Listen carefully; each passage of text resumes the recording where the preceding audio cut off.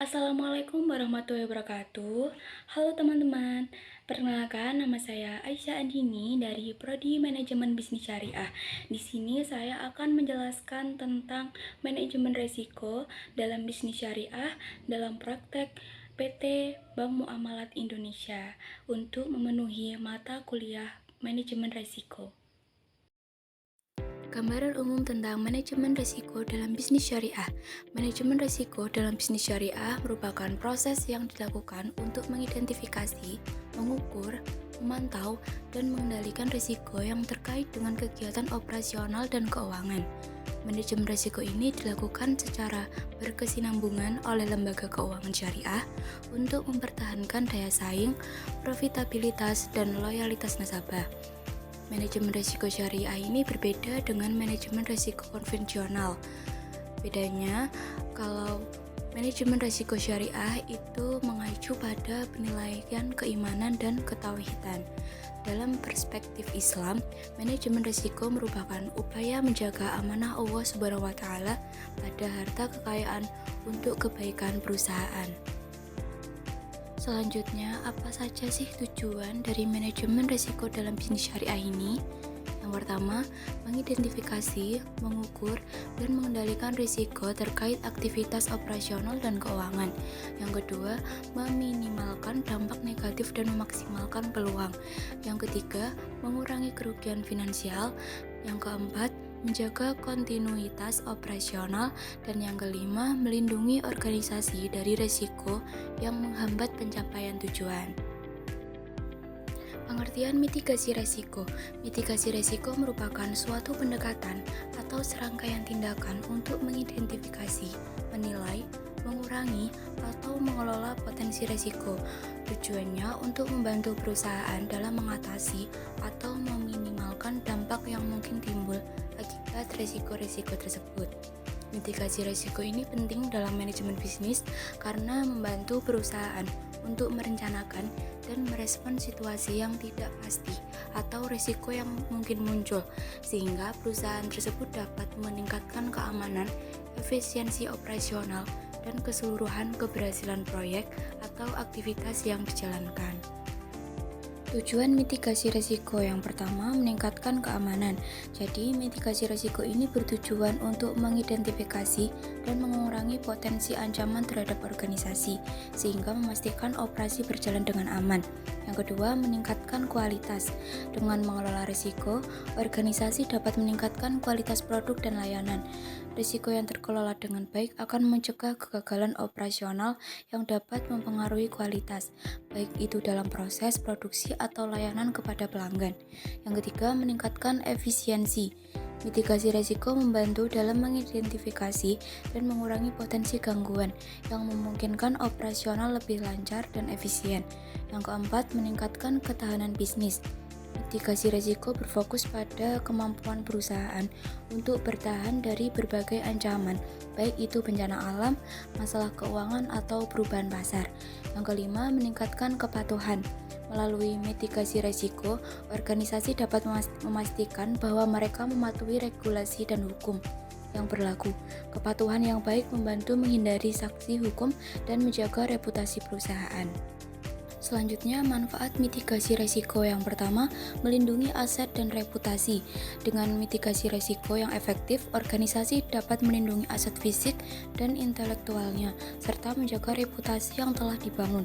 Hal ini sangat penting dalam menjaga hubungan baik dengan pelanggan dan mitra bisnis. Yang kedua, mengurangi kerugian finansial. Mitigasi risiko membantu mengidentifikasi potensi kerugian finansial sebelum terjadi. Yang ketiga, meningkatkan kepercayaan pemangku kepentingan. Pemangku kepentingan seperti investor, pelanggan, dan karyawan akan lebih percaya pada perusahaan yang memiliki sistem mitigasi risiko yang baik. Yang keempat, menghemat biaya. Dengan mitigasi risiko, perusahaan dapat menghindari biaya yang tidak perlu akibat dari kegagalan operasional atau kerugian. Yang kelima, membantu ketahanan. Organisasi yang memiliki strategi mitigasi risiko yang baik lebih siap untuk menghadapi krisis. Ketahanan bisnis ini memastikan bahwa organisasi tetap dapat beroperasi dan pulih dengan cepat setelah terjadinya peristiwa yang merugikan. Yang keenam, memanfaatkan peluang. Mitigasi risiko berfungsi untuk mengevaluasi dan memanfaatkan peluang yang ada. Dengan mengelola risiko, organisasi dapat lebih percaya diri dalam mengambil suatu keputusan yang dapat membuka peluang baru. Yang ketujuh, mengurangi tanggung jawab hukum.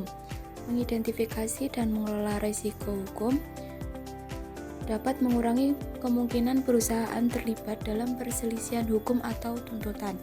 Hal ini juga mengurangi kemungkinan perusahaan terkena denda atau sanksi. Dan yang terakhir, membangun kepercayaan antara konsumen dan karyawan. Mitigasi risiko dapat meningkatkan hubungan antara perusahaan dengan konsumen serta karyawannya. Konsumen merasa lebih aman menggunakan produk atau layanan dari perusahaan yang mengelola risikonya dengan baik, sementara karyawan merasa lebih aman bekerja di lingkungan yang memperhatikan keselamatan dan kepatuhan. Contoh penerapan manajemen risiko bisnis syariah yaitu ada pada PT Bank Muamalat Indonesia. Bank Muamalat Indonesia merupakan bank pertama di Indonesia yang menggunakan konsep perbankan secara syariah.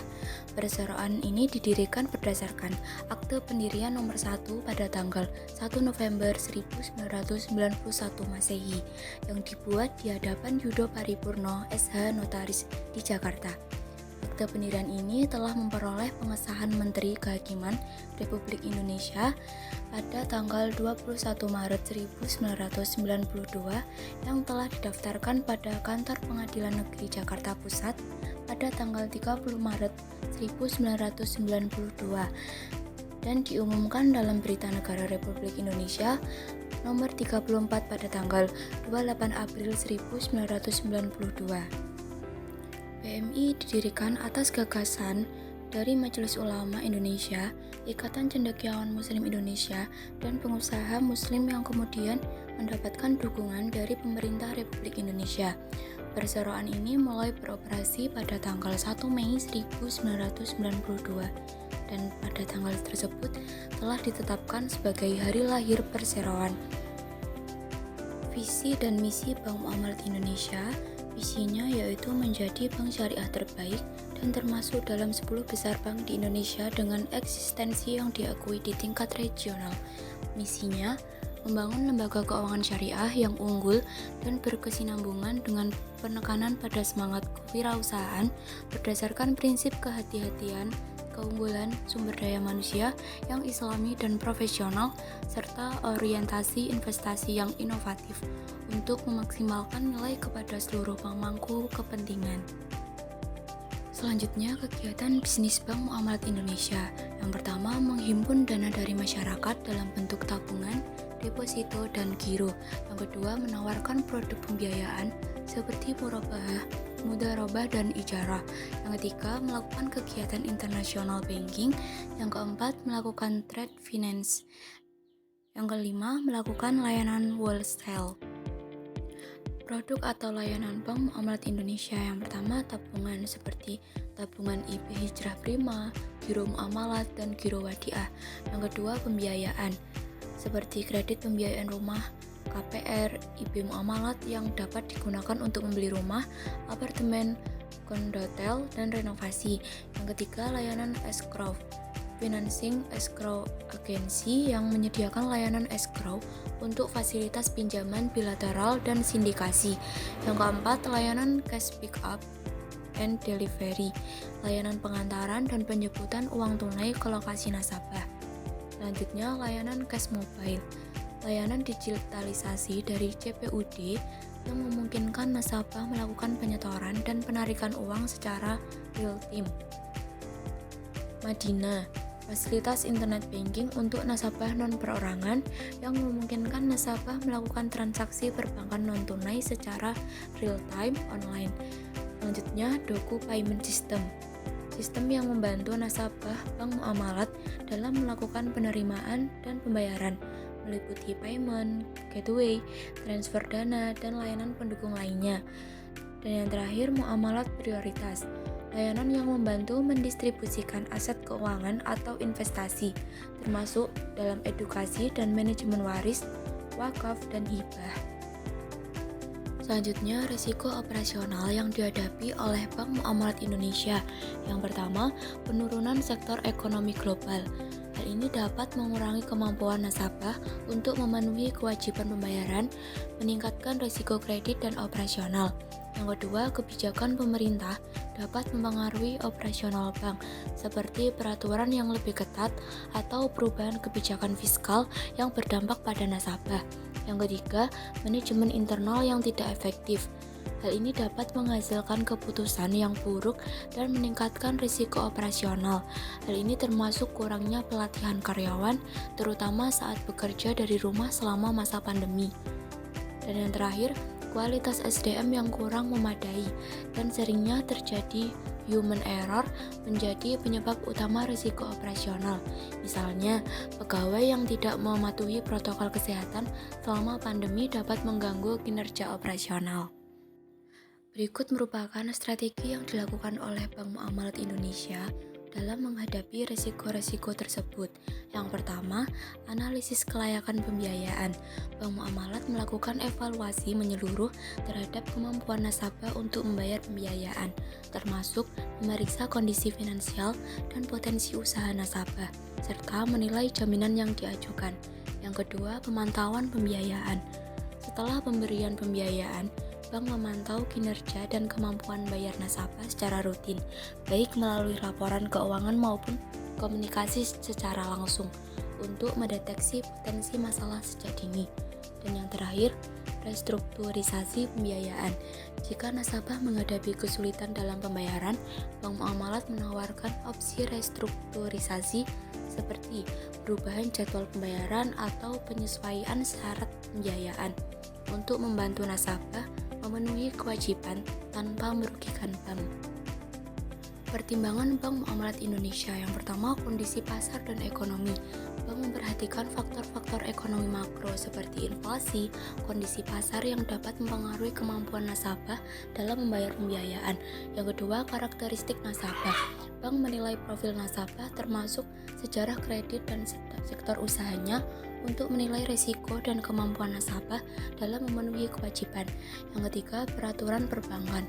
Semua keputusan pembiayaan dilakukan dengan mempertimbangkan regulasi perbankan yang berlaku untuk memastikan kepatuhan terhadap ketentuan hukum yang ditetapkan oleh otoritas.